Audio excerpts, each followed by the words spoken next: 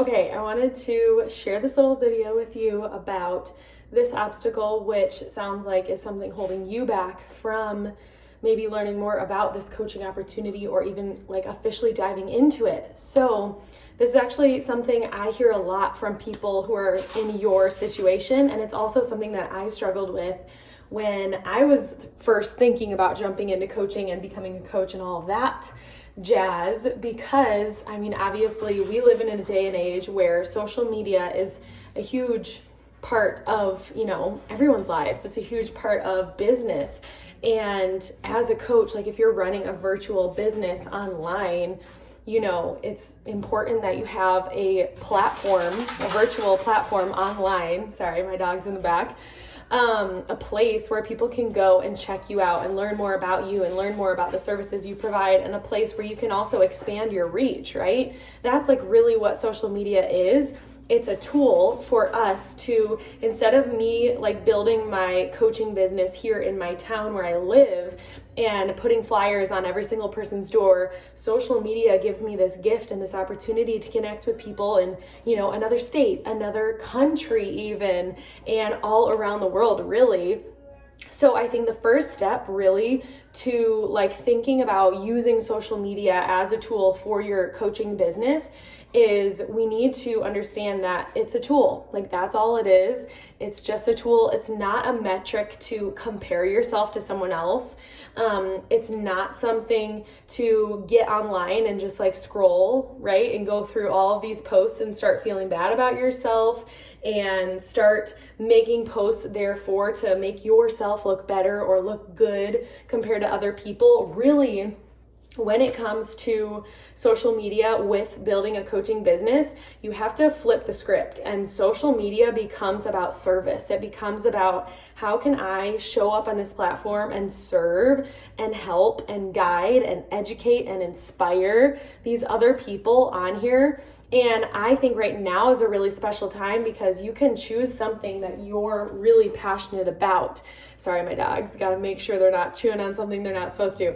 But for me, for example, I love holistic health. I love like crunchy alternative medicine, like different approaches like that. And so that's something I can post about and share tips for the person who's just like me, who's into that kind of stuff. Like another example, if you are really passionate about being a dog mom and you have awesome, tips and tricks on training your dogs, like maybe you have 4 dogs and you're just obsessed, you can make your social media platform about that.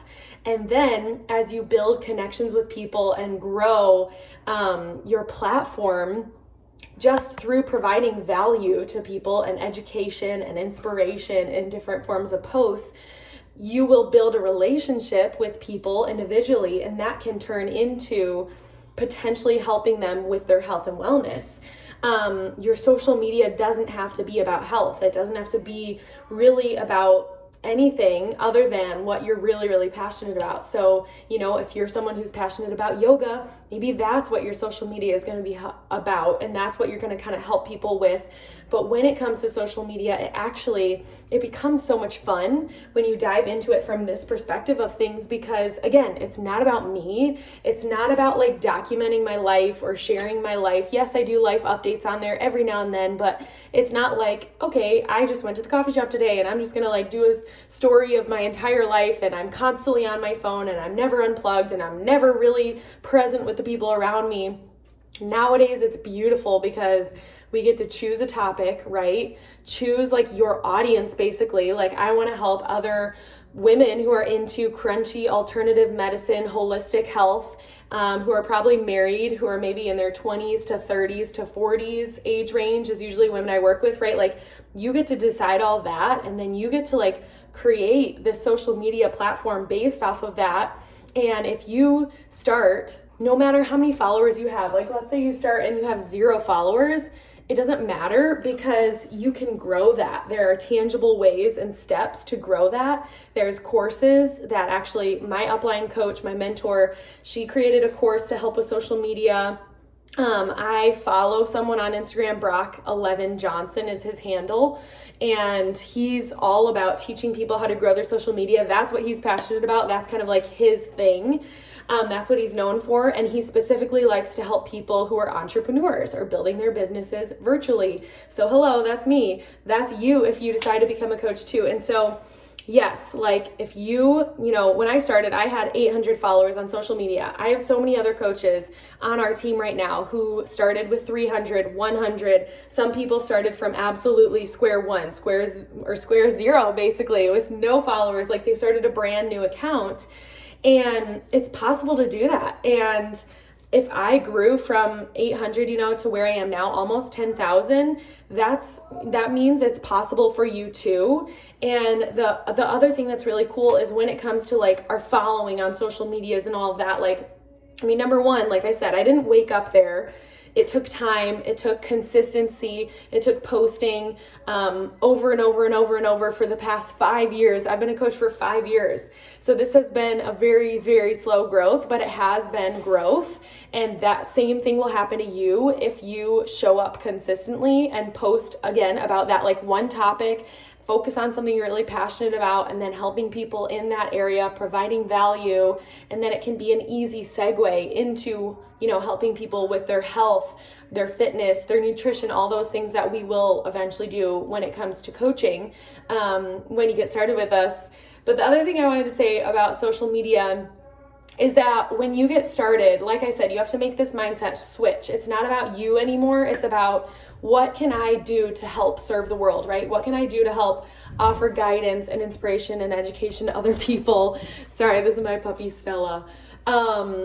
But it also starts becoming really fun because that means that, like I said, you're not documenting your life 24/7. So that means that you get to create healthy boundaries with social media.